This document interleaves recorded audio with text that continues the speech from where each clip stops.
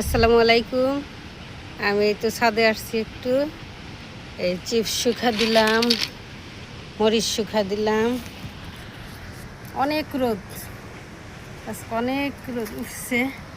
এই চিপস, তারপরে ফুচকা রোদে শুকা দিয়ে নিলাম, ভালো করে শুকায় নে। এই তো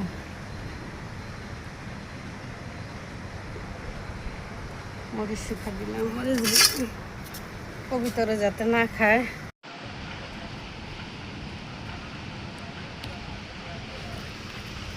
কবুতরে যাতে না খায় তার জন্য মশারি টানাই দিলাম। দেখছেন, সুন্দর একটা মশারি দিয়ে দিলাম।